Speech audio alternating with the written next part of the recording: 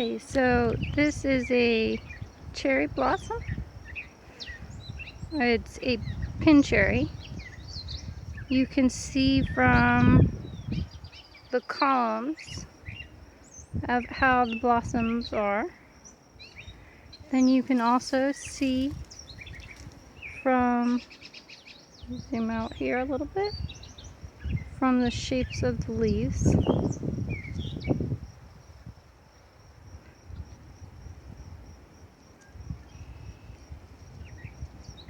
And the color.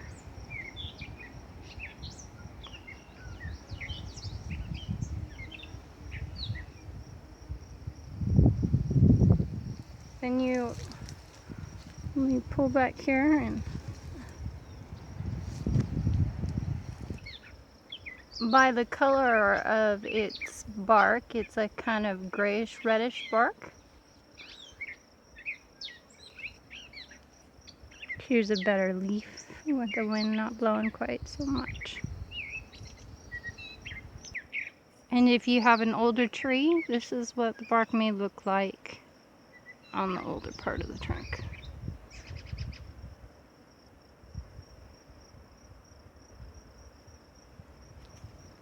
Now, as you can tell, this is a really big tree.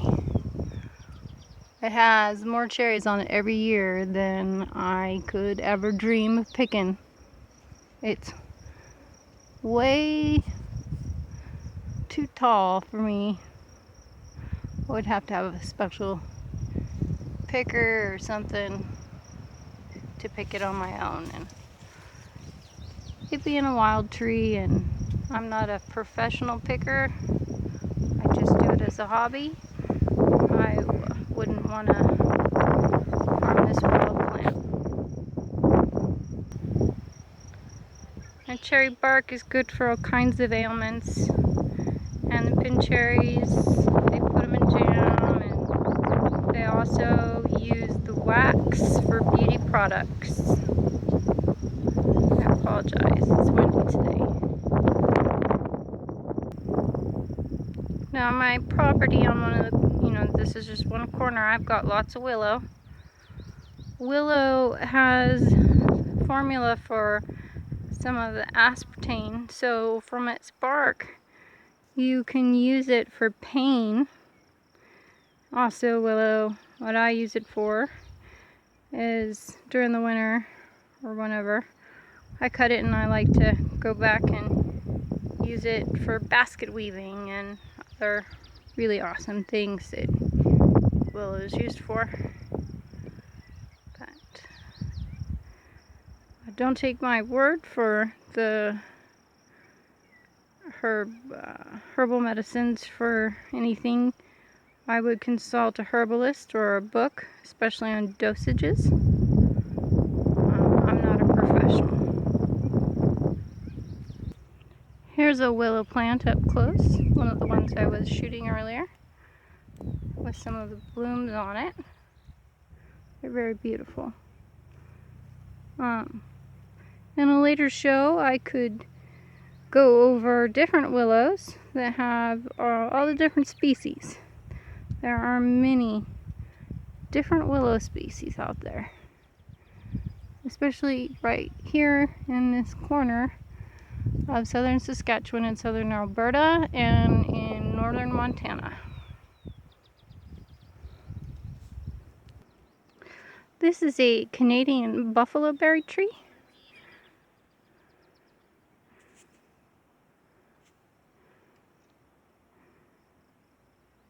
If you zoom in and you look at buffaloberry leaves, you can tell that the inside of the leaf has these tiny little dots. And then on the back sides are very shiny silver. That's how you can tell that you've got yourself a buffaloberry plant.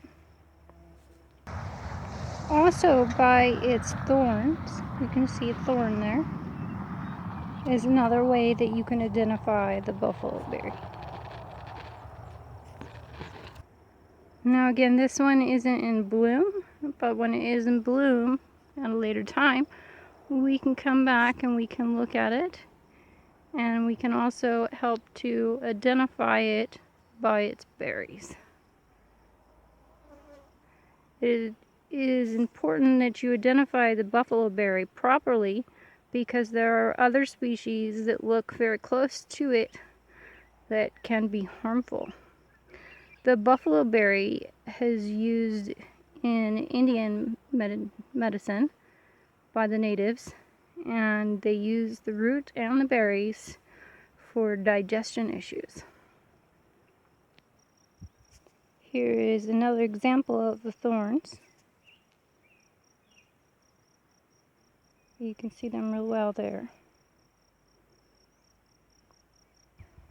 Now this is a lovely find. This is a beautiful honeysuckle.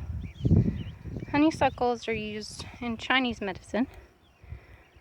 I'm not too well versed as I'd like to be in Chinese medicine, but there are a few different types of honeysuckles. So if you do find honeysuckles in the wild, make sure that they are the proper honeysuckles for the type of Chinese medicine that you are looking for. Now here's another cherry bush on my property. The cherry blossoms are slightly different in the size of the blossom. The columns are similar, but they're just a little bit different. And if you look at the leaves, they're similar in color, but they've got jagged ends around them and they're a little bit narrow. These are chokecherries. When they bloom, they will be smaller than the pin cherries, and they will be much darker, very deep dark red. These are pretty sour. They're usually used for wine and jams. Again, cherry bark does have stomach healing properties. You would have to look that up in medical herbal books. You can usually find those books on books that you can find on Amazon, or if you're in Canada, you can find books at Indigo, or in the US, I usually go to Barnes & Noble